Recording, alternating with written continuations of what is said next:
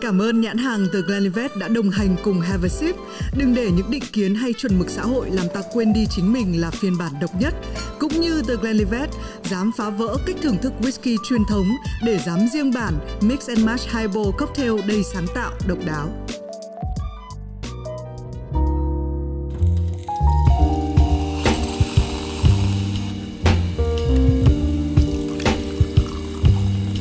Chào mừng các bạn đến với podcast Have a Sip uống gì không, nhưng đến tập này thì còn gọi là tập không say không về.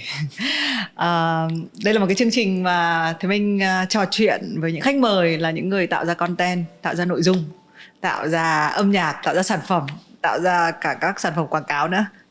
Hôm nay xin chào mừng quảng cáo sĩ Trisha T đến với Have a Sip. Chưa gì đã vào đề như thế rồi. Đánh phủi đầu em thế bao giờ không? Nói chuyện quảng cáo sĩ là nói vui, mà cái câu này cũng chính là Trisha T nói với Thùy Minh. Đúng không? Cũng là từ của T. Đây là một cái cuộc hội ngộ đặc biệt, bởi vì là lần gần nhất mà mình phỏng vấn là không cay không về, đúng không? Một số 4 năm. Cách đây 3 năm. 3 năm. Lúc đó là con gái đầu của Trisha T còn chưa ra đời. 3 năm trước, lúc đó cũng chưa có Rap Việt. Bây giờ Rap Việt cũng đã là mùa thứ 2 rồi.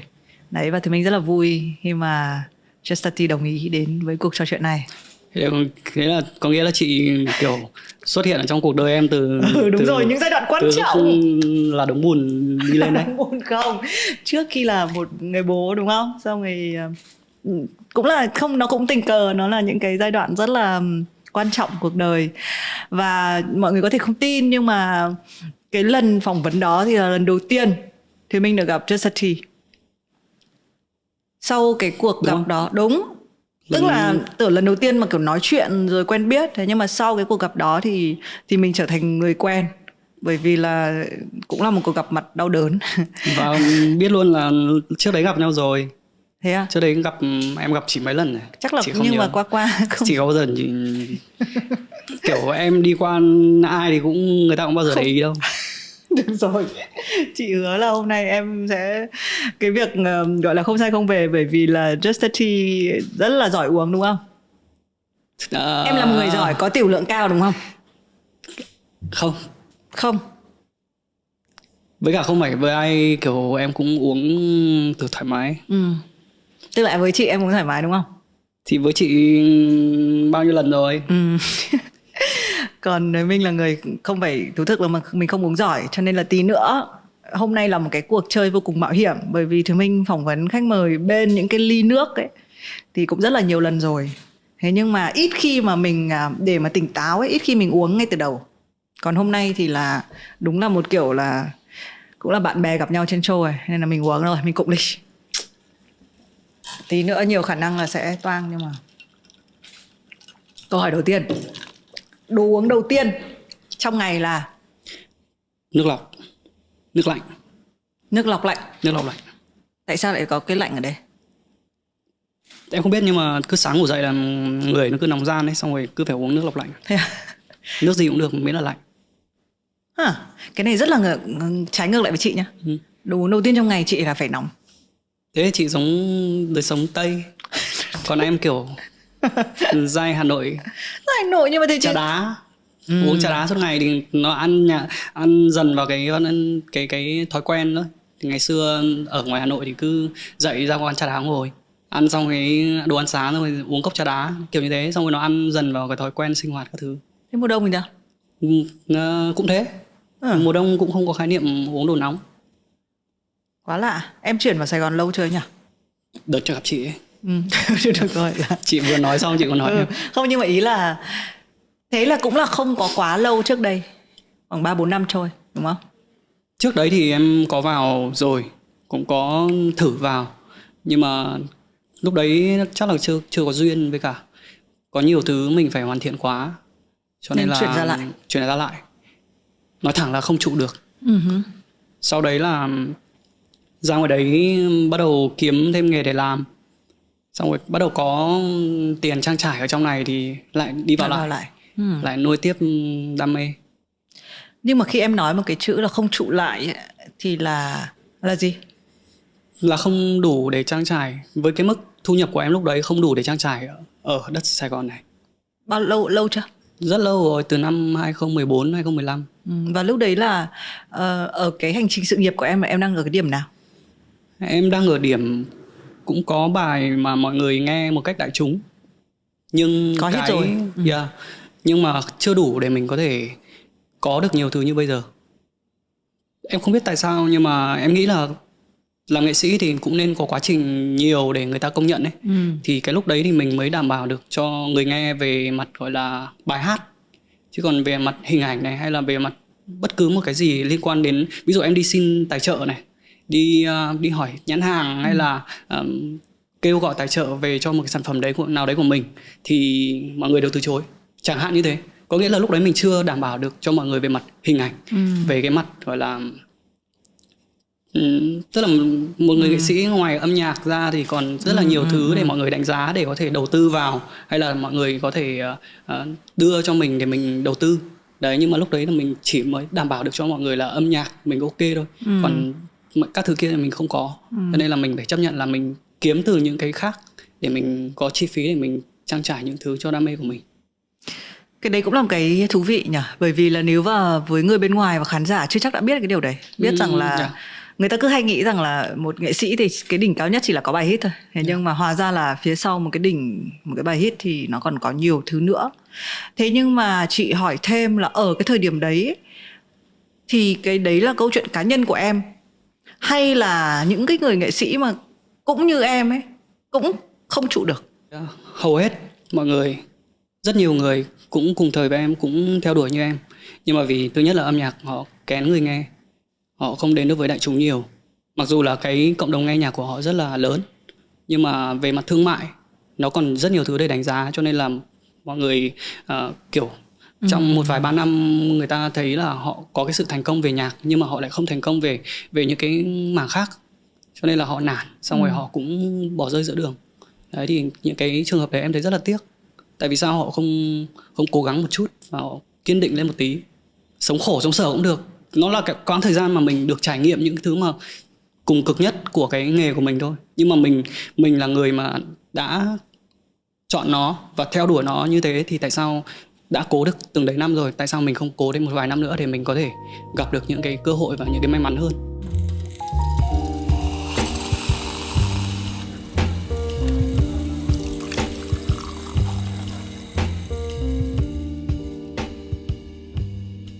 Thế là cái lần tiếp theo chuyển vào Sài Gòn thì nó là cái tâm thế trước khi đi em thì em có sợ là sẽ không trụ lại nữa không? Hay lúc đấy cái tâm thế nó khác rồi? Có. Lúc nào em sợ. Em là một người lúc nào cũng sợ tất cả mọi vấn đề trong cuộc sống. Nghĩa là không phải mình sợ đối mặt, mà mình lo ấy. Kiểu mình cầu toàn quá với những gì mà mình làm. Cho nên là mình kiểu cứ nghĩ là lần trước mình đã như thế rồi. Đấy, thì lần này mình khi mà gặp nó, mình sẽ phải đối mặt với nó như một cách như thế nào. Thì đấy là cái mà mình phải đặt ra. Tại vì mình không thể nào mà cái quãng thời gian tuổi trẻ của mình nó chỉ có từng đấy thôi. Mình không thể nào mà mình bỏ hết tất cả, mình làm lại một thứ mà trước đây mình đã từng vấp ngã rồi. Đấy, cho nên là mình luôn luôn quẩn quanh trong đầu em là những cái câu hỏi như thế, là mình sẽ vượt qua nó như thế nào nếu mà lặp lại phải cái bước đi như thế. Đấy, thì từ lúc gặp chị đấy, là lúc đấy là em đang kiểu đúng kiểu một thân một mình luôn. Thì vào trong này chưa có ekip như chị vừa thấy đâu, chưa có một ai kiểu bên cạnh cả. Đấy, còn bây giờ thì cũng có một vài người gọi là chuyên nghiệp hơn một chút. Đấy thì mình hay đùa là Ti sửa nhà, vì lúc nào cũng gọi điện cũng trong trạng thái đang sửa nhà, đang trông thợ chứ nào trông thợ. Giữa các ca quay hình em phải về trông thợ đã rồi, hoặc là em trông thợ sau này em sẽ đến quay. Thì hôm nay có phải trông thợ nào không? Dành cả thanh xuân để trộn vôi vữa. Để trộn vôi vữa. Bây giờ thì chưa, em chưa. Đang chuẩn bị đợi trông thợ đúng không? Mục đích cuộc đời là được trông thợ. Mà chắc phải sang năm. Tại vì năm nay muộn quá rồi. Không thợ nào nhận. Rồi, thế là cũng đã 3-4 năm trôi qua. Bây giờ thì có thể nhìn là mọi thứ ổn với em rồi đúng không? Hay là như thế nào thì là ổn? Ổn với em ngày xưa. Nghĩa là bây giờ em có thể lo được cho bản thân, lo được cho những người xung quanh, lo được cho gia đình. Đấy thì gọi là ổn hơn ngày xưa rất nhiều. Nhưng mà cũng phải cố gắng rất là nhiều. Yeah. Khi mà Chester T nói một cái câu đơn giản đấy ấy, thì mình hay nghĩ với hai cái tư cách. Một là khán giả đang theo dõi, nghe nghệ sĩ nói một cái câu là mình cũng phải cố gắng rất là nhiều, nghe nó giống một cái câu mà người ta hay nghe thấy. Nhưng mà với tư cách là bạn bè ấy, thì mình thấu hiểu cái điều này. Đúng là đây là một trong những cái người chăm chỉ, cần mẫn nhất mà thì mình biết. Lúc nào cũng câu chuyện cũng chỉ là hoặc là gặp bạn bè một chút xíu, còn hầu hết là công việc. Thế thành ra là nó đến cái câu hỏi tiếp theo là thế cuối ngày về đến nhà thì cái đồ uống cuối cùng của em thường là gì? Đồ uống cuối cùng của em nước súc miệng có tính vào đồ uống không? Không. Em, tại vì em không nhổ cái đấy ra em không uống vào đúng không? Thế à? Nhưng mà nó cũng là cái đồ để uống vào mà. Ok, cũng twist đấy. Đồ uống Trước khi súc miệng. Em đang nghĩ là tại vì buổi tối em cũng hay súc miệng. Được rồi, chị hiểu rồi. Nhưng mà không tính đúng không? Không tính. Đồ cuối cùng thì chắc là cũng là nước lạnh, nước lọc lạnh. Trừ khi đi nhậu với chị. Đấy. Tại vì chị đi với chị em mới uống. Em mới uống thôi, hiểu không? Đấy, hôm nay chị còn ăn bận một bộ đồ rất nổi để đón tiếp em với những cái gọi là cốc rượu nó hoành tráng như này, thì là đủ hiểu là cái sự gọi là giết nhau của chị nó như nào rồi.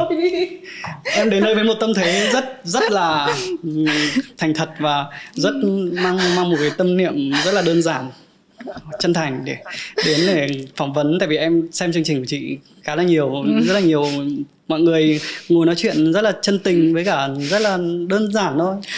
Đấy. Nhưng hôm nay chị cũng thế. Nhưng mà chị mấy tập trước chị đơn giản hơn. Thì không đúng rồi, không phải là lúc nào mình cũng ngồi uống rượu với nhau trên show. Đấy, và hôm nay là gần như là một cái điều ngay từ đầu thì mình đã phải giáo trước đón sau. Tại vì là khi mà mình uống rượu vào thì cái phiên bản của Chester T uống rượu nhá, nó rất là ổn, đúng không? Tại vì bình thường thì T sẽ là người mà nói năng chậm rãi hơn, đúng không? Nhưng uống rượu vào là nó tăng tốc làm tí, đúng không? Bình thường em cứ lừa đảo lừa đờ ấy. Kiểu ban đêm thì em cực kỳ nhiều năng lượng, nhưng mà ban ngày thì tại vì em làm việc vào ban đêm. Cũng một phần, kể cả bây giờ em không làm việc ban đêm nữa, tại vì con ngủ thì phải ngủ theo giờ của con không. Kiểu không ngủ không được, tại vì là cứ 6 giờ sáng đã hai vào mặt rồi. Cứ ngủ giờ nào thì ngủ, nhưng mà cứ 6 giờ sáng là đến sáng dậy là đã thấy vào mặt rồi, thì không thể nào mà không thể ngủ theo cái giờ giấc của con được. Cho nên là bây giờ kể cả em không làm việc đêm nhiều nữa, nhưng mà cái năng lượng ban ngày của em cũng ít. Em hầu như là ban ngày em không ra ngoài em giao du hay là gặp với ai cả, chỉ có loanh quanh ở trong nhà. Xong rồi đến đêm thì kiểu năng lượng đến với mình nó khác ấy. Kiểu đúng kiểu cái năng lượng anh hùng bàn phím của mình nó tăng cao ấy. kiểu dạng thế. Cái này thì mình nhớ tình như cũng 3 năm trước mình cũng chia sẻ là cái không gian mà làm việc lý tưởng của Chester T là gì ấy, thì giờ khá là thích là làm việc một mình này, tối này không cho ai động vào này. Thế bây giờ cái chuyện có con ấy, em những cái ý tưởng sáng tác viết lách thì nó như nào? Nó có được diễn ra như bình thường khi lúc một mình ngồi trước? Là bình thường.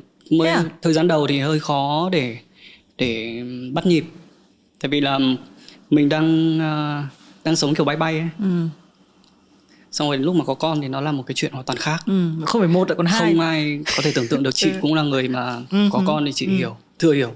Một người bình thường nếu mà có con vào thì nếu mà em chưa nói gì đến chuyện hoạt động nghệ thuật, nhưng mà nếu mà làm các ngành nghề khác thì người ta cũng phải mất tích một thời gian rất là dài, kiểu 2-3 năm để chăm bẵm con cái, xong rồi làm quen cái guồng quay của con cái, xong rồi mới tiếp tục được để làm việc. Nhưng mà đây em chạy song song mọi thứ, cho nên là em phải làm quen với cả em phải khá là tự uốn nắn cái cảm xúc và cái tinh thần bản thân ấy để mình có thể theo được cái guồng đấy. Cũng mất khoảng hơn 1 năm. Khi mà Si nó được hơn 1 tuổi thì em mới bắt đầu em vào được cái guồng và em đỡ bị ngợp hơn, là tại vì mình đang sống kiểu bay nhảy, xong rồi rất là nhiều những thứ nó mơ mộng, rồi nó ở giữa căn phòng trống đấy chẳng hạn, kiểu như thế. Xong rồi tự nhiên mình kéo xuống thực tế. Khi mà có con, lúc đấy mọi sự gọi là thực tế nhất trong cuộc sống là nó ở trước mặt mình. Mà mình phải thay đổi bản thân.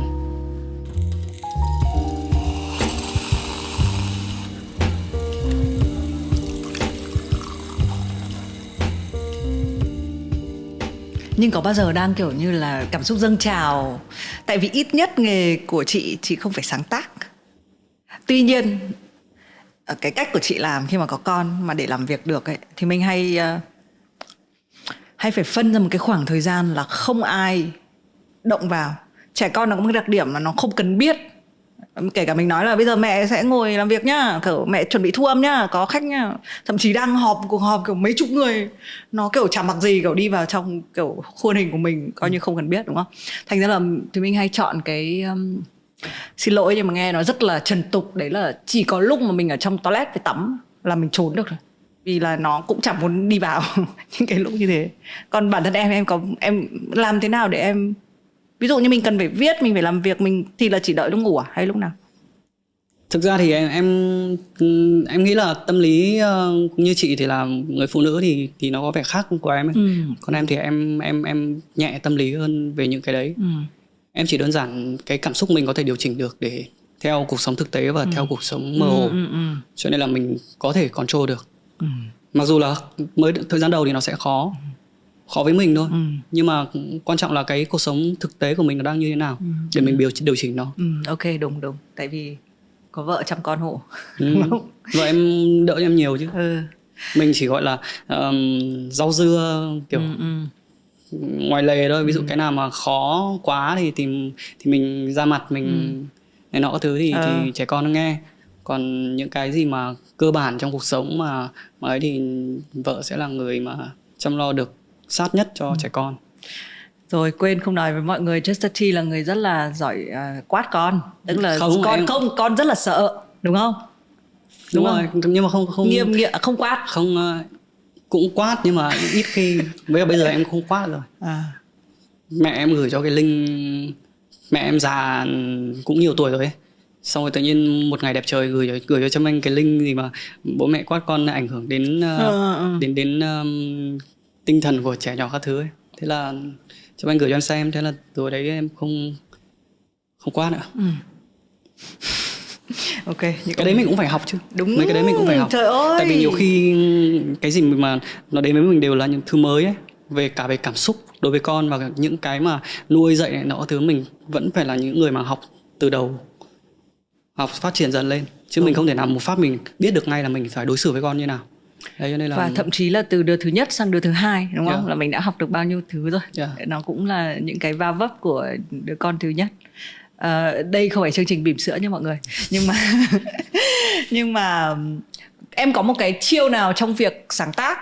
Tại vì thực ra là Just vẫn là người viết nhạc tình, đúng không? Nó luôn có, nó cũng không hẳn rõ phải là tình yêu đôi lứa, nhưng mà nó luôn có một cái sự cái tình ở trong đấy, cái lãng mạn, cái bay, đúng không? Thì em có bao giờ bị thực tại kéo xuống không, hay là cái cách mà em vẫn có thể bay là gì? Cái này chị đã từng hỏi em rồi, và em cũng đã từng trả lời rồi. Và nó vẫn là cái câu trả lời của em bây giờ. Nghĩa là em hay tự luyện tập cho mình bằng cách giữ mood ấy. Nghĩa là em không tham gia vào bất cứ một cái gì đấy trong cuộc sống mà nó xô bồ quá. Mình cũng ít bạn thôi, mình không giao du nhiều, không sống cái cuộc sống ở bên ngoài nhiều. Một phần là cũng do em kiểu sống nó hơi hướng nội, nhưng mà bản thân mình cũng như thế để mình giữ được cái mood của mình khi mà đến được những nơi khác này, rồi đến được những cái mà mình chưa được chạm tới bao giờ, thì mỗi lúc đấy mình lại có một cái cảm xúc riêng khác nhau. Và những cái lúc đấy là mình lại lục lại được những cái cảm xúc nhất định từ những cái ngày đầu, và đến bây giờ vẫn thế. Và bản thân em nhốt mình ở căn phòng đến bây giờ em vẫn nhốt, vẫn tự nhốt, để là mình lưu giữ, mình gọi là luôn luôn giữ mình ở cái căn phòng như thế, để mình có luôn luôn nuôi được cái cảm xúc và những cái thứ mà bên trong mình mà nó vẫn luôn ở trong đấy. Đúng rồi, đấy là câu hỏi của 3 năm trước. Và trong cái liên đới với câu hỏi đấy còn có thêm một câu hỏi phụ. Đấy là thì hồi đó có chia sẻ rằng là hay viết những thứ ngược lại, đúng không? Tức là cứ viết hồi đấy viết vía ngược. vía ngược. Tức là hồi đấy viết một bài tan vỡ thì tự dưng lại có vợ. Thế là sau này thì là chính Ti nghĩ ngược lại, đúng không? Là như nào nhỉ? Là hồi đấy là ví dụ viết một bài yêu thì sẽ bị tan vỡ chia rồi, tay luôn. xong viết bài tan vỡ thì lại được yêu. Cho nên bây giờ là cứ thế là lao đầu vào tan vỡ, bởi vì đấy nó hy vọng mang vía lại cho mình là không bao giờ mình bị tan vỡ. Rồi, ok, cái cách thức đấy còn vẫn áp dụng thì nó vẫn nó là cái nói lên thực trạng và con người của em bất cứ lúc nào. Cái nỗi buồn luôn luôn nó rền rứ ở bên trong. Đấy, lúc nào nó cũng âm ỉ như thế. Thế lúc nào mà em viết một bài vui là chị biết là em tan vỡ, đúng không? Hay là cũng không. Khi nào mà em viết bài vui có nghĩa là em đang quảng cáo đấy. Rồi, chị có thể hiểu nhẹ là như thế. uống đi, nói hơi nhiều nhá. Em hết cho chị cái này.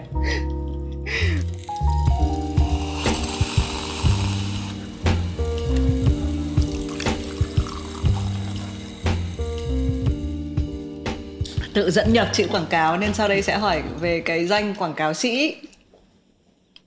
Em không tự phong cái đấy nhá. Chị phong nha em. Nói đùa thôi. Là ca sĩ, nhạc sĩ Just Tati.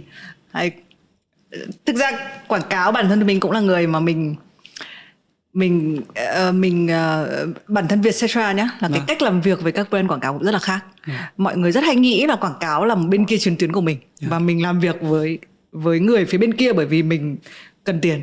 Nhưng thực ra thì mình nghĩ là các hãng quảng cáo họ cũng có nhiều cái thông điệp rất là hay, và cái việc của mình là làm thế nào để có thể làm việc cùng với họ, đúng không? Tuy nhiên có một cái tin đồn em là người viết nhạc quảng cáo đắt nhất Việt Nam. Đúng hay ai nói gì thế? Chị có nguồn tin trong ngành. Toàn tin đồn thất thiệt. Mọi người hay đồn nhau những cái. Thì em có quyền nói là nó là đúng hay là sai? Em không biết mọi người, em có bao giờ em biết giá mọi người đâu, mà em biết là em viết ấy. Nhưng mà giả sử nếu em không phải là Just Tati, mà em đứng ở phía bên ngoài như kiểu chị ấy, em nghe một tin như thế em nghĩ có hợp lý không? Nếu mà em là người yêu thích Just Tati thì em sẽ thấy nó quá hợp lý. Okay. Còn nếu mà em là một người kiểu dislike Just Tati thì em sẽ thấy nó ấy. Ok. Đấy, nhưng mà như chị nói, cái chuyện này nó không quan trọng. Nó quan trọng là mình phải như thế nào, đúng không? Em cũng nói rằng có một cái thời điểm trong quá khứ em không trụ lại được bởi vì em không thuyết phục được khách hàng. Còn bây giờ khi em có rất là nhiều cái bài nhạc. Thực ra cái này thì mình và Just Tati cũng trò chuyện. Một cái sản phẩm quảng cáo mà gọi là ăn khách và thành công nhất ấy, là một sản phẩm quảng cáo như thế nào? Thực ra em làm quảng cáo theo một cái cách riêng của em ấy. Kiểu cái số của em ấy và cái tính cách của mình ấy là luôn luôn muốn chứng minh một cái gì đấy ngược lại với những gì mà mọi người đang đi theo. Kể cả ví dụ như ngày xưa em theo nhạc nhẽo, ví dụ cả nhà em không ai theo, cả nhà em có cấm hay là có như nào chăng nữa, em là người muốn chứng minh ngược cho mọi người thấy là mọi người sai. Đấy là cái con đường sự nghiệp của em. Bất cứ một con đường nào trong cuộc sống này, mọi người đang đi theo một lối này thì em luôn luôn chứng minh một hướng ngược lại.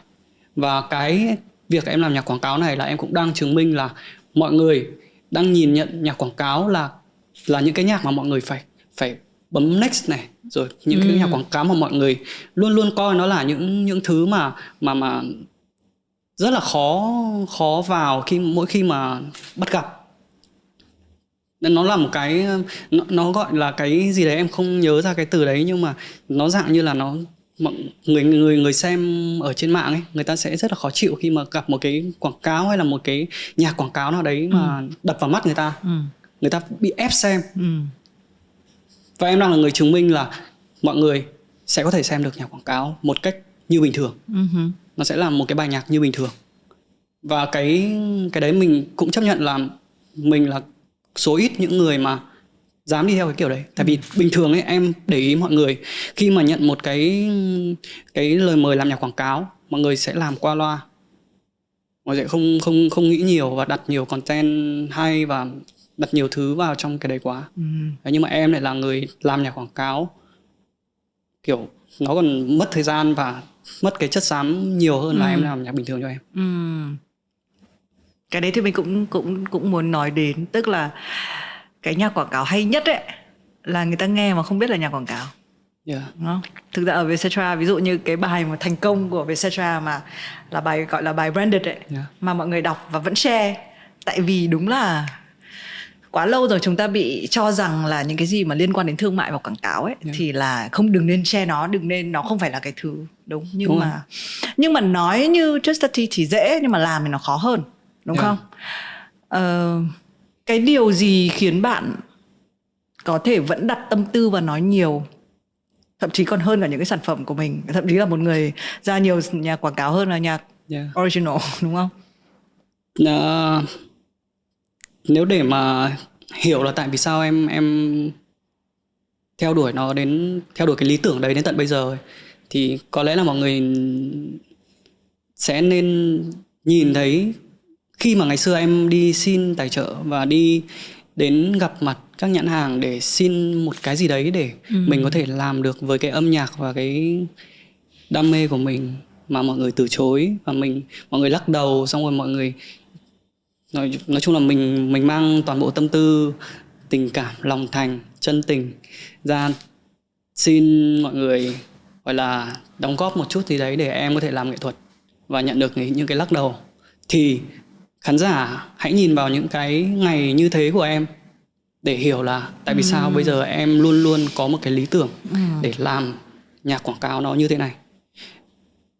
Và đấy là cái cách mà em thuyết phục được nhãn hàng, thuyết phục được những người mà ngày xưa từ chối em. Đến bây giờ họ tìm đến em rất là nhiều. Đấy, ngày hôm nay em làm được cái điều đấy. Vâng.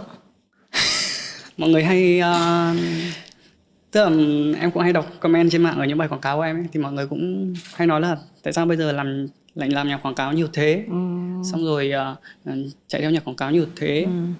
Thì em nghĩ là mọi người nếu mà đứng ở vai trò em những cái ngày xưa khi mà chưa có tiền, chưa có gì để làm sản phẩm ấy, mà đi xin tài trợ xong rồi bị từ chối như thế, thì mọi người sẽ phải có một cái quyết tâm và một cái gì đấy nó luôn luôn nhen nhóm và nó luôn luôn nuôi dưỡng đến tận bây giờ để bây giờ có thể chứng minh lại được cái điều đấy cho tất cả mọi người.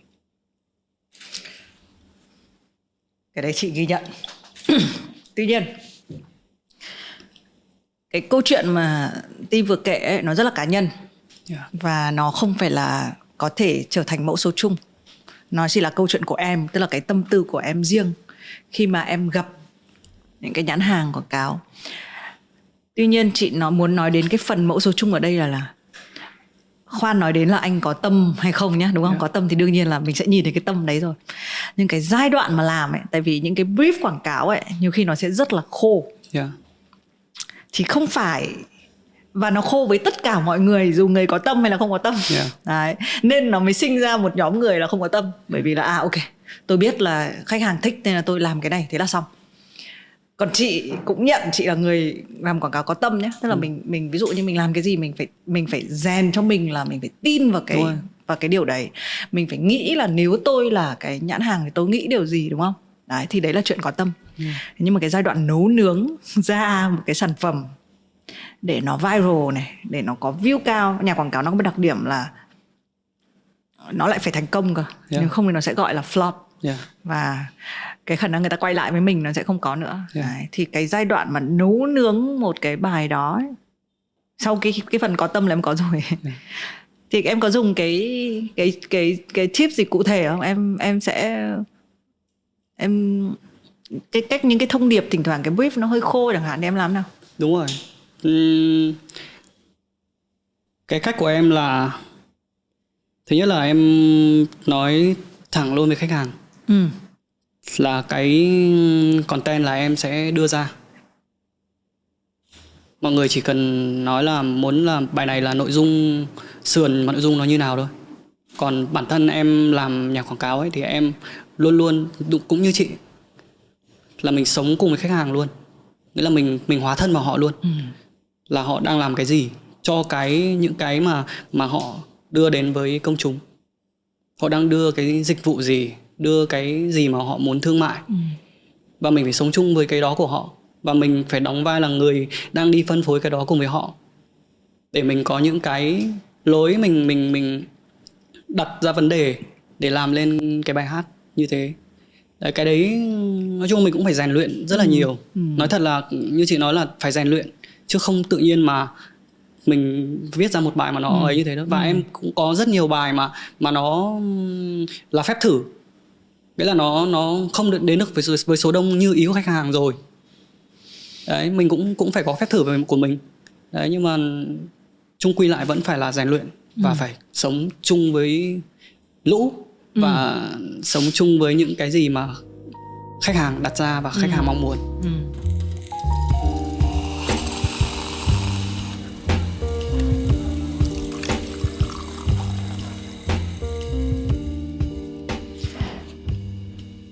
Em có công thức không?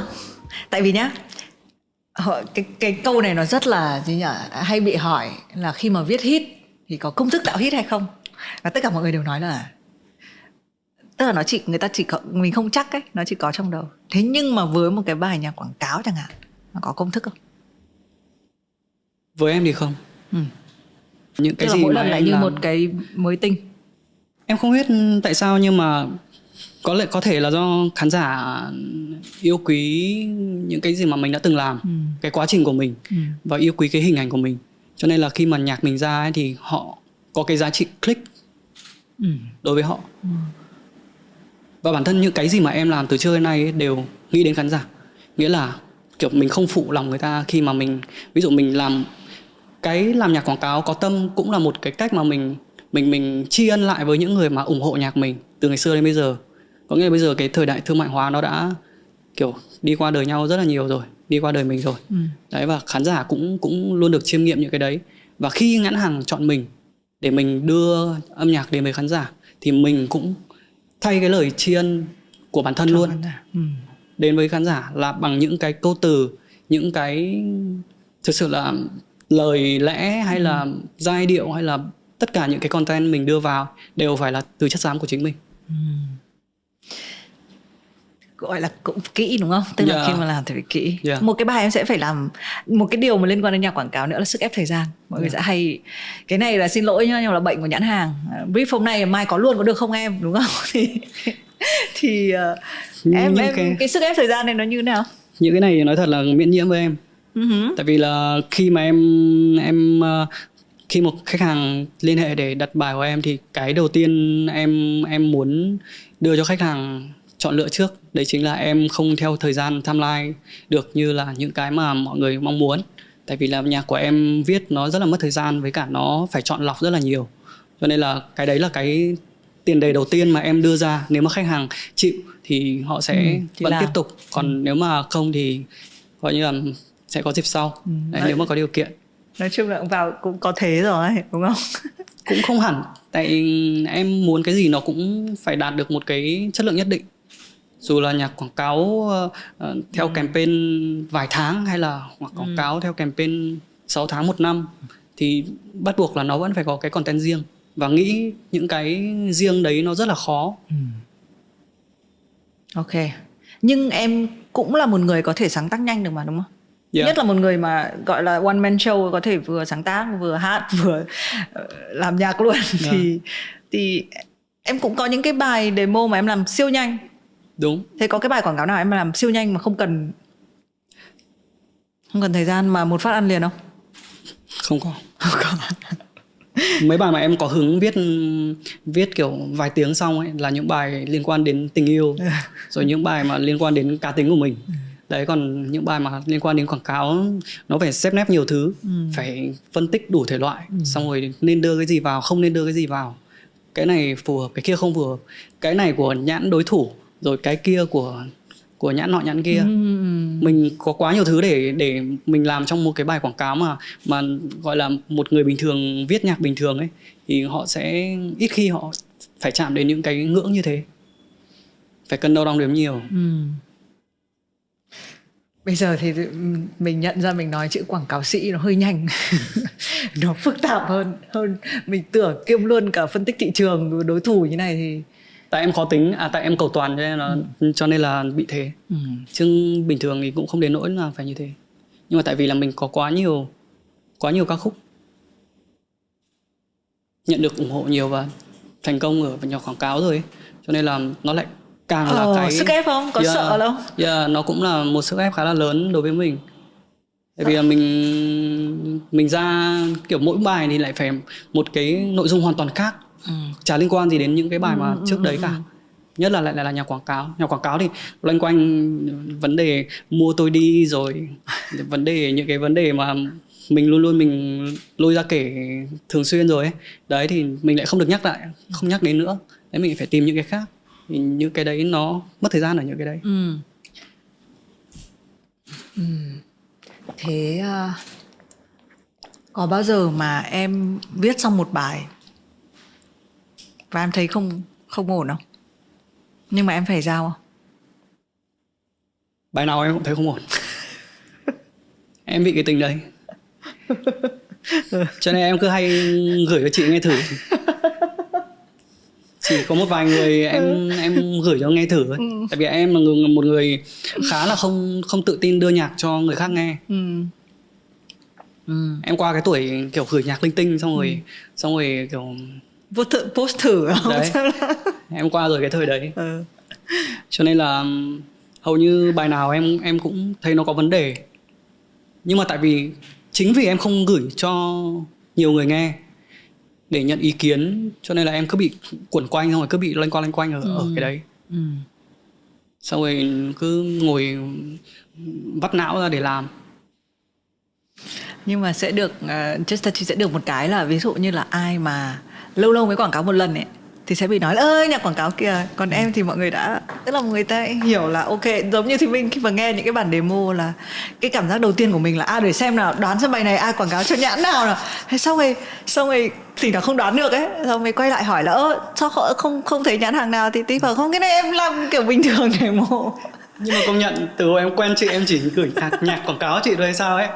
Chị chưa nghe bài nào mà tử tế kiểu từ chưa đến đây mà. Chị sẽ nhìn là tất cả các bài đều là bài công sức của em, đều là thỉnh thoảng có những cái bài mà nó sẽ hơi như thế nào nhỉ? Nhưng mà cái này mình cũng không thể nói thay cho khán giả được. Thì mình cũng là người làm trong ngành, trong nghề rất là lâu, nên mình sẽ có một cái độ nhạy, nên là mình sẽ biết là ví dụ mình có hay trêu Ti là cái bài, có những cái bài mà cái vần nó hơi chệch mình sẽ hay hỏi là cái này là slogan của hãng này đúng không, bởi vì là nó vào nó hơi kiểu như là này rồi tự nhiên bẻ sang phần kia. Với lại nó hơi kiểu đúng kiểu là mình viết một câu đúng không, xong rồi cái đoạn đấy là đoạn là lấy kiểu bút xóa đi xong viết chồng lên ấy. Nó sẽ có cái cảm giác như thế. Thì em chắc chắn là em cũng là người đầu tiên nhìn thấy những cái điều đấy đúng không? Khi mà mình phải đưa một cái slogan vào, xong mình chịu sức ép của việc viral. Em làm như thế nào để cho nó, thực ra nó sẽ hơi, cái này mình cũng muốn chia sẻ cả cái này cho nếu là có những các bạn làm brand team của những cái nhãn hàng ấy. Thỉnh thoảng có những cái sản phẩm mà nó hơi giống khi mình nấu một cái món ăn á, mình nhai một số chỗ nó hơi có sạn. Và mình cũng hiểu cho khách hàng, cái người mà làm trực tiếp với mình á, họ cũng nhìn thấy cái điều đấy chứ phải không, đúng không? Có những cái thứ mà người ta gọi là elephant in the room, có một con voi, ai cũng nhìn thấy cái con voi đấy, tại vì con voi thì nó không bé, nó siêu to. Thế nhưng mọi người cứ giả vờ thì không nhìn thấy voi ấy, bởi vì là tôi biết là cái từ đấy nó khó rồi, nhưng mà cái từ đấy là tôi phải đưa vào cái bài hát này. Em hay những cái vấn đề như vậy, em hay cân đo đong đếm nó như thế nào? Cái này em cũng nói thật là em cũng miễn nhiễm luôn với khách hàng ở một cái là em là một người không cho khách hàng tham gia bất cứ một cái gì đấy vào trong sản phẩm của mình. Là tự làm hết. Và những cái gì mà em đưa ra đến khi mà có cái bản demo ấy, thì khách hàng chỉ sửa những thứ mà liên quan đến cái quote, những cái mà nội dung chính hoặc là slogan của khách. Còn tất cả những cái gì mà em đưa vào trong bài hát và những cái gì mà content xây dựng bài hát như nào, cấu trúc như nào, lối kể chuyện ra sao, thì tất cả những cái đấy là em coi như là tắt máy, em không nghe bất cứ một cái thông tin gì từ khách hàng hết. Và mọi thông tin khách hàng là luôn luôn là nhắn hỏi anh quản lý của em. Tại vì em đã làm nhạc là em không giao du, không liên lạc hay là bất cứ một cái gì đấy ở bên ngoài. Em chỉ có đóng cửa em làm thôi. Đấy, cần gì thì anh quản lý anh sẽ nhắn tin cho em, xong rồi em nói chung là cũng tùy trường hợp thì khách hàng họ mới có nhiều cái sự yêu cầu mà nó quá sức với cả những cái mình mong muốn. Hầu hết là họ rất là vui vẻ để họ bản thân họ biết em là người làm những thứ nó khá là riêng và nó hầu hết là không phải sửa gì. Đấy thì cũng là đây là một dạng thế mà cũng vào một cái thế mà nó, nhưng mà đấy là họ hơi cửa trên. Họ chủ động mong muốn như thế. Họ chủ động gọi là muốn mình được thỏa sức. Rồi khách hàng của em là vậy, chị muốn làm việc với họ. Hầu hết những khách hàng mà em làm họ rất là thanh niên tính, với cả họ rất là cởi mở, rất là muốn những người làm sáng tạo thỏa những cái mà người ta làm. Đấy, họ rất ít tham gia vào những cái khâu sản xuất hay là những cái mà mình đã từng làm. Có thể là một phần là họ tin tưởng mình nữa. Chị nghĩ là cái sự tin tưởng đóng vai trò rất là quan trọng. Nhưng có bao giờ có trong một tình cảnh bi đát nào mà làm xong họ trả lại không? Em uống khó thế nhỉ? Em uống kiểu ý em uống vòng. Chưa bao giờ. Chưa từng. Chính cái đấy mới là khổ mình. Tại vì một khi em nhận ấy thì cái lúc mà ra được cái sản phẩm đầu cuối ấy, nguyên cái khâu sản xuất đấy nó chiếm trọn trí lực và thời gian của em luôn, để ra được cái sản phẩm để đưa cho họ, để họ cảm thấy họ đáng gật đầu. Chứ mình không thể nào mình đưa cho họ một cái bài linh tinh xong rồi mình có là cho có để cho người ta nghe xong rồi người ta gật đầu cho tạm cả. Nó cũng phải theo ý của mình đã.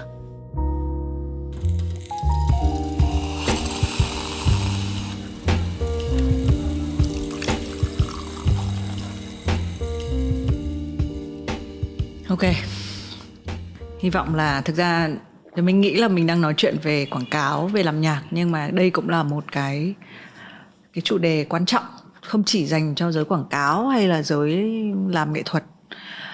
Chúng ta đang sống ở một cái thời điểm mà như thế nào nhỉ? Mọi thứ đều sẽ phải thương mại hóa. Nó như một cái cách thức là chúng ta tồn tại và phát triển. Từ trước đây mình hay cũng phải xin lỗi là chúng ta đã qua cái thời kỳ mà chúng ta được funding bởi nhà nước này, có rất hồi xưa ví dụ content, nội dung rất là nhiều đến từ những cái nền tảng. Ví dụ hồi xưa thì mình làm ở VTV thì mình gần như là mình không phải làm việc với nhãn hàng bao giờ. Và cái content của mình ấy, cái sức sống của nó không phụ thuộc vào cái chuyện thương mại hóa. Thế nhưng bây giờ chúng ta sống một thời điểm rất là khác, và ai cũng muốn giành giật cái sự chú ý của người khác, bởi vì cái sự chú ý đấy là cái tạo ra tiền, đúng không?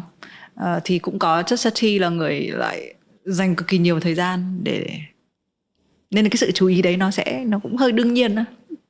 Cách đấy khó hơn, nhưng mà đúng rồi, nó thứ nhất là em là người thích đưa ra thử thách cho bản thân để mình vượt qua nó. Cái gì khó thì mình làm. Em chả giờ em làm mấy cái dễ. Thật, đường đời của em nó trông gai là vì thế, là vì cái tính em nó khó ở. Nó kiểu khó kiểu hòa nhập với mọi người và khó du nhập với cái lối sống của số đông ấy. Cho nên là mọi người cứ làm cái gì là mình làm ngược lại.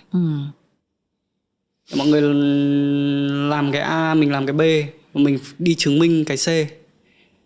Đấy, nói chung là mình tự tạo ra cái khó khăn cho mình, rào cản cho mình để mình vượt qua. Chứ cuộc sống mà cứ sống bình thường kiểu tằng như thế thì em nghĩ là nó sẽ hơi chán so với cái âm nhạc mà em có trong người. Thế bây giờ có bao giờ em tự hỏi rằng là cái điều gì nó làm nên cái cá tính đấy không? Thì mình biết câu chuyện của Just khi mà mình còn trẻ ấy, mình bị từ chối ấy, thì mình rất là dễ chuyển cái đấy thành một cái này thì mình nói cho riêng thì mình nhé, thành một cái năng lượng mà mình tạm gọi ở cái thời điểm còn trẻ, đấy là năng lượng nổi loạn. Tức mình có một cái xu hướng là mình muốn chống đối lại cả một cái hệ thống. mà họ không công nhận mình. Đấy thì hầu hết là ai còn trẻ, chúng ta không phải là những người mà bị từ chối hay gì đâu, nhưng mà tuổi trẻ nói chung là chúng ta đã như thế rồi. Chúng ta sẽ phản đối lại bố mẹ, chúng ta sẽ thấy là ôi, xã hội hay nói là trẻ không được làm thế này thế kia, là gọi là cái bản năng mà chống đối là nó đã luôn có rồi. Nhưng mà ngoài cái đó, ngoài cái bề mặt đấy, có cái điều gì khiến cho em tự hỏi rằng là tại sao tôi, kể cả là tôi lớn lên rồi, tôi vẫn tiếp tục cái năng lượng mà tôi muốn làm mọi thứ khác đi không?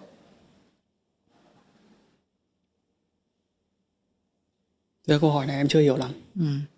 Tức là ngoài cái việc là có một số lần em bị từ chối, chị biết là đấy em không ai theo nhạc này, kể cả những thầy cô giáo dạy nhạc đầu tiên của em cũng nghĩ là em không có thể đi xa trên con đường này này. Thì đấy là một cái cách khiến cho chị cảm giác là nó giúp cho em muốn động làm lực khác và trở thành động lực. Nhưng mà ngoài cái đấy ra ấy, cái đấy là cái duy nhất khiến cho em nghĩ là em phải làm mọi thứ khó hơn, khác hơn và khó tính hơn à?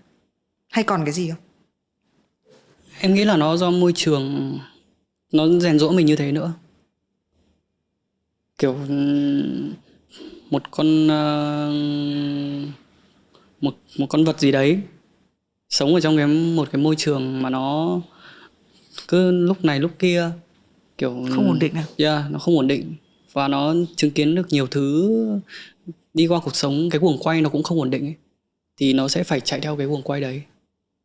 Và cái guồng quay đấy khi mà nó gặp những cái mà bức bách và những cái mà phải bị từ chối này, rồi những cái mà đã từng trải qua trước đấy ấy, thì nó lại càng xoáy mình lên, tạo cho mình một cái tính cách như bây giờ. Nhưng em có luôn là một người kiểu như là từ bé đã luôn là một em bé kiểu hay ngồi nghĩ ngợi không? Cũng có, nhưng mà không, em nghĩ là không như bây giờ. Ngày xưa hồn nhiên vô tư hơn nhiều. Xong rồi kiểu càng ngày mình sẽ càng gặp nhiều những cái khó khăn, rồi những cái phải bước qua ấy. Đấy, xong rồi nó cứ dầm mình xuống như thế, xong rồi tự nhiên hình thành lên cái tính như này. Ở cái thời điểm này, Justine năm nay bao nhiêu tuổi nhỉ? Em 18 tuổi lần thứ 13. À rồi, mới sinh nhật xong, 31 tuổi. 31 tuổi. Em nhìn lại nhá, đúng không? Thực ra mọi người hay nói là cái tuổi 30 là cái mốc quan trọng. Thường là con trai, kể cả phụ nữ cũng vậy. Cái 30 là cái phải trưởng thành. Sẽ có những người từ chối cái quá trình đấy, nhưng mà hầu hết chúng ta một cách tự nhiên là chúng ta sẽ trưởng thành, chúng ta sẽ chín chắn, chúng ta biết rất là rõ mình muốn gì. Em nhìn lại ấy, thì trong 31 cái năm đó thì cái nào là cái sự kiện gì xảy ra trong cuộc đời là cái khó nhất cho em? Trong 31 năm cuộc đời,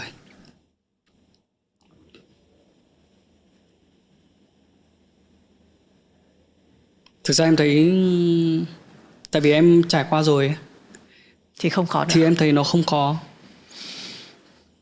mà thực sự nó chỉ là những cái mà em thấy hầu hết mọi người cũng sẽ có người phải trải qua.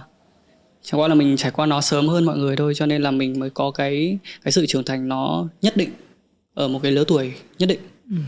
Em nghĩ là em có thể là sẽ suy nghĩ lớn hơn nhiều người cùng tuổi. Em nghĩ là như thế. Bởi vì những cái chuyện mà mọi người đáng lẽ gặp nó trên đường đời kiểu khoảng 25, 26 tuổi thì em đã gặp vào những năm 18 tuổi rồi. Thì em nghĩ là những cái đấy nó rèn giũa mình cho đến bây giờ là, thứ nhất là mình nhìn về nó với một cái nó khá là chai sạn, với những cái vết như thế. Cái mà em đang nghĩ trong đầu và đang kể ấy, mà không nói ra thành từ ngữ ấy, nó là cái sự kiện gì vậy? Nó nhiều sự kiện. Nguyên cái quãng thời gian từ 18 đến 20 tuổi là hầu như là 3 sự kiện lớn nhất trong đời của một thằng đàn ông mà em đã trải qua mà gặp trong 3 cái năm đấy. Một là về tình yêu, một là về gia đình này, hai là về tình yêu này, ba là về anh em.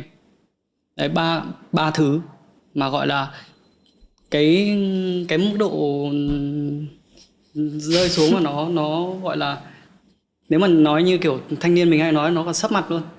Mà 3 thứ đến cùng một lúc trong một thời điểm, trong có khoảng 1 năm rưỡi. Rồi, ok. Trước khi đến cái podcast này thì mình có một lời hứa là có một vài thứ mình không nhắc đến. Nhưng mình sẽ giữ đúng cái lời hứa này. Mặc dù mình uống rượu cũng say rồi nhưng mà mình vẫn nhớ. Say cho nên là cũng định hỏi đấy. Cũng hơi hơi mé mé đấy. Thôi sau đó thì nhớ ra kịp rồi.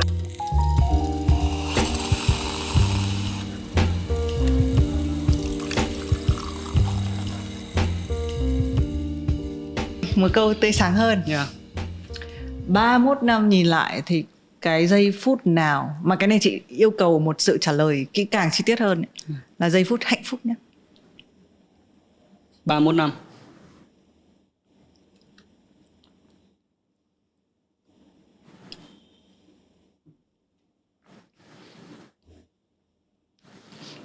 Lại đang tính cái gì trong đầu ấy.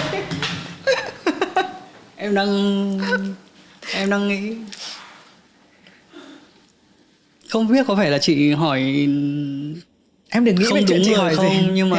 nhưng mà ý là những cái mạch cảm xúc của em ấy nó không giống với người bình thường khi mà họ gặp một cái sự vật sự việc gì đấy. Nghĩa là gặp một cái sự vật sự việc gì đấy, người khác có thể thấy rất hạnh phúc và hạnh phúc đến mức mà người ta nhớ đến luôn, nhưng mà với em thì em lại thấy nó là hoàn toàn một điều rất là bình thường. Như cái chuyện trước đây mình trải qua ấy, nó rèn cho mình cái mood Không kiểu bao giờ như vui thế. quá. Không vui quá và cũng không gọi là lúc nào cũng thấy mọi thứ bình thường. Ok, chị đổi câu hỏi. Yeah. 3 sự kiện tương đối vui trong cuộc đời bạn trong 31 năm qua. 3 sự kiện tương đối vui à? Trả lời nhanh không được suy nghĩ. Lấy vợ, có con.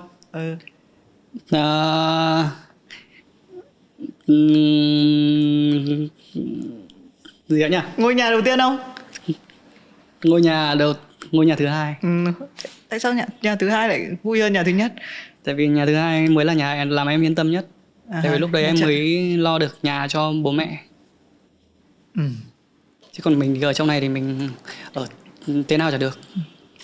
Đấy, nên để nói cho khán giả hiểu, khi mà bạn Ti nói là phải trông thợ ấy, mà phải trông thợ rất là nhiều lần ấy, là không phải do Ti mua nhà cho bản thân mà còn cho bố mẹ nữa. Đấy. Thậm chí là cái ngôi nhà cho bản thân vẫn còn đang phải chờ, đúng không? Rồi. Em có bao giờ đọc Kiwipedia của em không? Wikipedia. Wikipedia của em không? Em có được bạn em gửi. Cách đây hơn 1 năm. Nhưng thấy nó bình thường. Có một cái câu mà nó không bình thường với chị, nó khá là quan trọng. Đấy là một người định nghĩa nhạc R&B ở Việt Nam. Em thấy sao về... Thực ra thì cái này thì em phải cảm ơn khán giả. Tại vì khán giả mới là những người mà công nhận mình đến mức như thế để cho người ta viết được những cái lời như vậy. Tại vì có thể là cùng lứa với em có rất là nhiều người cũng theo R&B, nhưng mà đến được với đại chúng nhiều hơn thì có thể là mọi người nghe đến em nhiều hơn, cho nên là cứ nhắc đến R&B là mọi người sẽ nhắc đến mình. Đấy, và bản thân cái quãng thời gian mà mình theo âm nhạc nghiêm túc và cái thời từ underground cho đến khi mà em có những cái bài đại chúng ấy, đấy thì mọi người chứng kiến cái quá trình đấy của mình, mọi người yêu mến quá trình đấy của mình, và mọi người phải có một cái gì đấy để mọi người có thể công nhận, để cho kiểu khi mà nhắc đến mình ấy thì người ta sẽ nghĩ ngay đến những cái đấy. Và mọi người chọn đấy là R&B. Và thực sự là cái đấy thì em phải cảm ơn khán giả, bởi vì những cái người đấy mới là những người khán giả đấy mới là những người mà mang đến cho em cái sự công nhận đấy. Thế từ những năm em vào ngành này, nếu chị nhớ không nhầm là 2006, cho đến bây giờ 15 năm trôi qua, cái khác nhất khi bây giờ em làm rap Việt này, em lại chứng kiến một cái lứa, tất nhiên cái lứa này có cả mới cả cũ, nhưng mà gọi là đại chúng hóa rap với hip hop, một cái mà hồi xưa mọi người hay nói là underground ngầm thôi. Cái khác biệt nhất trong 15 năm qua là gì? Khác biệt nhất trong 15 năm qua là bây giờ các bạn ấy có quá nhiều thứ liên quan đến phương tiện đại chúng, nhất là về mạng xã hội này, về những cái social, để đến được với đại chúng nhiều hơn so với những anh em ngày xưa rất là nhiều. Ngày xưa đến được với công chúng chỉ có một vài trang nghe nhạc cơ bản, kiểu Dinh này, rồi nhạc của tôi, rồi đấy một vài trang như thế. Bây giờ từ cái hồi YouTube Tự là post bắt đầu được. có những cái thay đổi rất là nhiều về đưa hình ảnh đại chúng đến với nhiều người rồi. Đấy, thế là về sau còn có những cái Facebook này, rồi những cái mạng xã hội khác nữa để mọi người có thể tiếp cận được với rappers, cái giới này nhiều hơn, giới nghệ sĩ nhiều hơn. Và cái đấy em nghĩ là cái khác nhất và có cái sự thay đổi lớn nhất dành cho anh em mà làm nghệ thuật kể từ cái ngày mà em theo đuổi cho đến bây giờ. Thế cái gu âm nhạc thì sao? Người ta hay nói rằng là nhạc bây giờ thì ngắn hơn. Thậm chí có những cái lời đùa là sẽ đến lúc là người ta chỉ cần làm bài nhạc 30 giây. Tại vì khán giả không nghe một cái bài dài nữa. Đấy thì cũng là do nó là mặt trái của những cái mạng xã hội. Khi mà mọi người tiếp cận với nghệ sĩ thông qua những cái như kiểu là TikTok chẳng hạn, hoặc là những cái mà video ngắn ấy, đấy thì mọi người sẽ nghe những cái đấy để bắt được những cái nhịp nhiều hơn là nghe một bài nhạc. Đấy, và những cái đấy nó nhưng mà nó chỉ là một số rất là ít thôi. Tại vì là cái người mà làm hoạt động nghệ thuật mà nghiêm túc ấy thì họ vẫn sẽ làm những cái bài nhạc mà nó đủ thời lượng và nó truyền tải đủ những cái cảm xúc đến với khán giả, chứ họ không chạy theo những cái nền tảng kiểu như vậy. Thế chị đố em viết một bài nhạc 3 phút thì dễ hơn hay là em viết bài nhạc 30 giây dễ hơn? Tất nhiên là bài nhạc 30 giây dễ hơn rồi. Nhưng Tại em vì cũng có nhiều bài nhạc mà kiểu điệp khúc siêu cuốn, chỉ việc nghe điệp khúc cũng được mà. Nếu nhưng mà mà nói em thế thì lại sao? thích làm phức tạp hóa mọi thứ lên. Em lại muốn từ từ lên. Đoạn 2 nó phải nội dung nào đấy, rồi đoạn 3 nó phải nội dung nào đấy, thì dần dần rồi đấy, cứ mình tự làm khó mình ở cái điểm đấy. Nếu em phải đặt cược trong cái thế hệ tiếp theo, Just T trông thế thôi, nhưng mà khi vào phỏng vấn nhiều những nghệ sĩ trẻ thì rất là nhiều bạn kiểu hâm mộ anh JT kiểu thời gian hồi xưa, hoặc là hồi em mới vào nghề em luôn là fan của anh JT chẳng hạn thế. Nếu em phải đặt cược vào một vài cái tên cho những cái thế hệ tiếp theo thì đấy có thể là ai? MCK. Tại sao? Học trò của em à? Không, thực ra em thích bạn ấy không phải là vì bạn ấy làm giai điệu tốt, mà thực sự là bạn ấy có một cái mà em nhìn thấy là bạn ấy rất là đa năng. Em nói bạn ấy là truyền nhân của em không phải là vì bạn ấy chơi tune hay là chơi melody hay là làm mấy cái nhạc mà kiểu như thế. Mà em thích bạn ấy tại vì bạn ấy rất là đa năng. Bạn làm được nhiều thứ, bạn hóa thân được vào nhiều cá tính.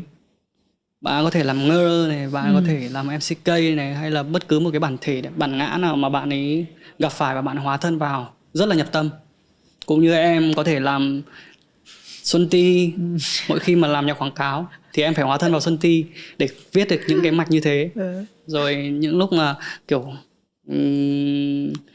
lắm mồm lắm mấy thì hóa thân vào JT, là bắt đầu hát nhiều lời xong rồi này nọ thứ.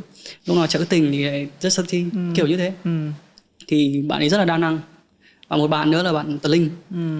Bạn ấy là bạn mà em nhìn thấy từ cái ngày em đi casting là bạn ấy đã, khả năng của bạn ấy đã thực sự là nó khác với những gì mà bọn em ngày xưa làm được.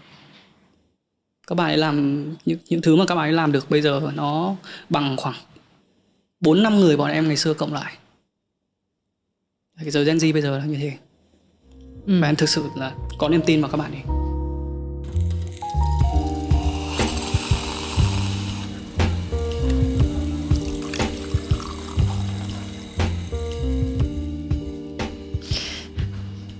Cảm ơn Ti.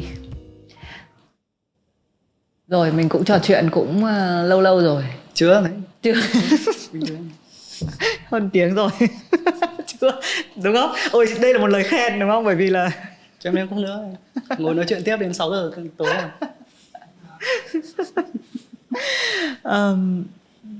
Có một cái điều gì em rất là muốn làm nhưng em chưa làm không? Album. Chưa có một album nào à? Em có một cái EP ngày xưa hồi rất lâu rồi, 2010. Từ sau đợt đấy thì chưa. Từ sau đợt đấy kiểu mình đầu tư vào single nhiều hơn ấy.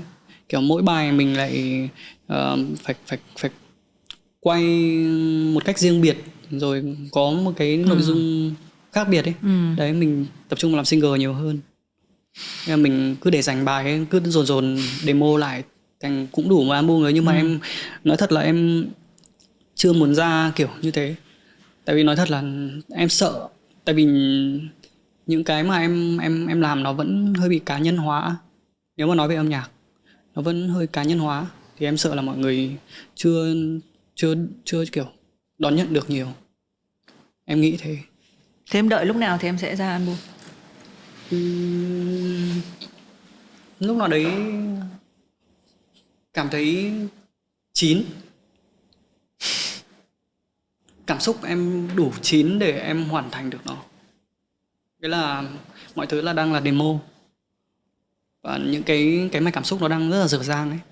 Và em đến bây giờ mình tất nhiên là mình cái mạch cảm xúc để mình viết được nó, hoàn thành được nó thì cũng có, nhưng mà nó chưa đủ để mình kiểu làm được những thứ mỗi bài nó lại khác bài kia, mà nó thành được từng đấy bài cả. Nhưng mà kể cả đến là 9 ở đây là 9 năm nữa thì em cũng sẽ chấp nhận. Không. Thế là 9 ở đây là khoảng bao nhiêu năm nữa? 9 là lúc nào em có nhiều thời gian hơn. Em nghĩ là em có nhiều thời gian để em ngồi làm nhạc kiểu tập trung hơn thì em sẽ làm được. Tại vì bây giờ em có quá nhiều thứ trong tức là cuộc sống gia đình, rồi cuộc sống kiểu làm thương mại để kiếm bỉm sữa ấy, nó bị chiếm quá nhiều thời gian của mình. Và mình cũng mong là mình sẽ gọi là đến một cái độ nào đấy mình sẽ cảm thấy đủ và mình làm được những thứ mình yêu thích thực sự. Ok, còn một câu cuối thôi. Uống hết rượu đi. Yeah. Hết rồi à? Khi mà nói tốc độ nói mà hơi chậm lại là biết là hết rượu, chưa đủ. Câu cuối nhá. Okay. Nếu ngày mai em phải lên hoang đảo, không biết ngày trở về, khi đi chỉ được chọn mang theo một demo thì đấy là bài gì? Khi đi chỉ được mang theo một demo.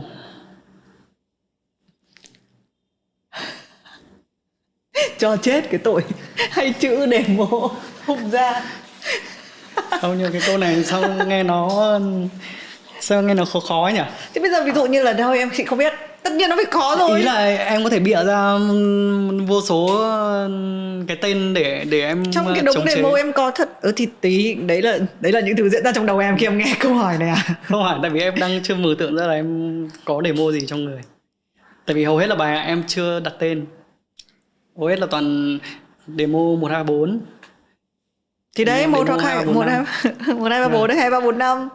Về gì? Đã làm rồi. Chỉ một demo thôi à? Khó nhỉ? Lâu lắm em không làm demo. Nhưng mà nếu mà có ấy thì mang theo bài Là Lướt đi. Bài đấy có vẻ là mọi người sẽ biết. Em mang lên đảo để làm gì? Em mang lên đảo để em làm nốt. Ok, được. Từ không, bài đấy có phải em làm rồi đâu. Bài đấy là em xong rồi, em đang chờ người khác làm chứ. Không, nhưng mà cứ mang bài đấy thì biết đâu người ta lại chưa có cảm xúc làm thì em lại làm nốt bài đấy. Xoay rồi sao ấy, đúng không? Không biết. Nói chung là lướt rồi đấy. Đại mọi người ấy pha câu rượu tổ chảng. Thôi nghe đi. Không, cũng buồn cười mà. Tại vì ít nhất là em có trách nhiệm. Đến đoạn cuối là chị thấy có trách nhiệm. Tại vì khi mọi người nghe những cái đống demo của Ti thì hay nghĩ rằng là đây là con người không có trách nhiệm. Để ra để em đấy. muốn làm lắm chứ, nhưng mà bây giờ mình cũng phải trưởng thành, mình cũng phải lớn, mình cũng phải già, mình cũng phải có nhiều thứ trong cuộc sống mình phải lo toan. Nên còn một câu hỏi cuối nữa nhá. Đấy là khi em nghe lại những cái bản mà em viết thật là lâu rồi ấy, anh có bị cảm giác thấy là một cái version trẻ hơn của Chastity ở đấy không? Hay là có một option thứ hai nhá, là nhạc của mình nó kiểu timeless, nó không có tuổi ấy. Em thì thấy vẫn thế. Em còn sợ là càng về sau nhạc em càng trẻ. Ừ. Ngày xưa em không làm được mấy bài cute đâu. Bây giờ nhạc quảng cáo em pha nhạc cute điên đảo luôn. Đúng không? Bây giờ em cảm thấy là nhạc mình nó có nhiều cái nó tích cực hơn. Ít nhất là mình có mặt tích cực trong đấy. Nó tất nhiên là nó không bị u mê, không bị u buồn, một cái màu tối u buồn như ngày xưa. Nhưng mà cái mảng tối thì mình vẫn có, chẳng qua là mình giữ mình chưa làm đến thôi. Nhưng mà mình tầm này là mình có thể mình làm được những cái nhạc mà từ trước đến nay cảm xúc mình chưa làm, thì mình đã có thể làm rồi. Có nghĩa là mình trẻ hơn, đúng không? Ừ. Cũng hay. Không, nhưng mà chị sẽ nhìn thấy rằng là đôi khi âm nhạc cũng có một số kiểu âm nhạc á, mình nghe lại là mình hay bị nói là cái này từ thời 2000, đúng không? Yeah. Tức là nó có cái màu đấy và nó không còn cái sự hiện đại, nó không có cái trendy. Nhưng có một số các thể loại nó sẽ luôn quay vòng lại. Dù cái người sáng tác có thể khác đi, có thể thay đổi, nhưng mà cái âm nhạc mà nó cái timeless, cái tính timeless là gọi là gì nhỉ? Là cái không Bảo tồn, trường tồn. Nghe nhưng mà nghe nó vẫn hơi cũ. Nó kiểu nó đấy thôi, mọi người cũng hiểu ý rồi đấy. Đến cái lúc này rượu vào thì nó hơi khó để diễn tả, nhưng mà cái đây mới là một cái thứ quan trọng. Tại sao có những cái bài nhạc cổ điển á, mình nghe lại mình vẫn thấy nó giàu sức sống. Đấy. Và âm nhạc nó gọi là kinh điển. Kinh điển. Nên là cái sức sống của sản phẩm nghệ thuật đó, nó luôn cho thấy được cái sức sống của nghệ sĩ đấy. Đúng không? Hoặc là do càng ngày em càng kiểu trẻ trâu ra, cho nên là mình cũng có cái năng lượng mà nó tích cực và tươi trẻ hơn. Đến bây giờ em cũng đâu có râu riết thứ. Ok, được rồi. Cảm thấy mình vẫn trẻ. Được rồi. Chúc cho ông bố hai con, dù là Xuân Ti, Just T hay JT thì sẽ luôn trẻ. Cái cuộc trò chuyện của Have a Sip thì mọi người sẽ thấy là nó nhiều hơn là một cái cuộc gặp của hai người bạn. Thậm chí nó nhiều hơn cả cái việc phỏng vấn một người nổi tiếng. Mà cái quan trọng nhất trong cái hành trình này thì mình rất là muốn highlight cái quãng đường mà ai cũng phải tìm thấy bản thân mình, ai cũng phải dám phá bỏ một cái gì đó để tìm ra cái sự nguyên bản. Thì cái hành trình của Just T vừa chia sẻ, tất nhiên là cái hành trình này trong hơn 1 tiếng thì nó không đủ, đúng không? Một cuộc đời mà 31 năm mà. Và đôi khi nó là cái sự góp nhặt của những cái cuộc phỏng vấn mà trong suốt mấy năm mà thì mình phỏng vấn. Mình tin là sau cái buổi Have a Sip này có thể mọi người sẽ lục lại Không Cây Không Về. Thậm chí là sẽ xem thêm những cái phỏng vấn khác về Just T. Đấy, nhưng mà cái kết luận của thì mình thì không thay đổi. Ai rồi cũng sẽ phải tìm thấy mình. Có thể cái quãng đường nó sớm hay muộn, nó đi nhanh hay chậm, nó luôn làm cái việc là ta có tìm cái sự nguyên bản của chính mình hay không. Hôm nay cảm ơn Ti. Người đầu tiên mà Thùy Minh ngồi uống rượu. Tức là từ trước này mình uống nhấp mình không uống nhiều như hôm nay. Và cốc của Ti thì cũng đã hết rồi. Cho em thêm không nữa. Lần sau sẽ để dài hơn. Xin chào, hẹn gặp lại. Xin chào tất cả mọi người. Máy nào đây? Đây. Lại. Đâu? Đây. Đừng cười.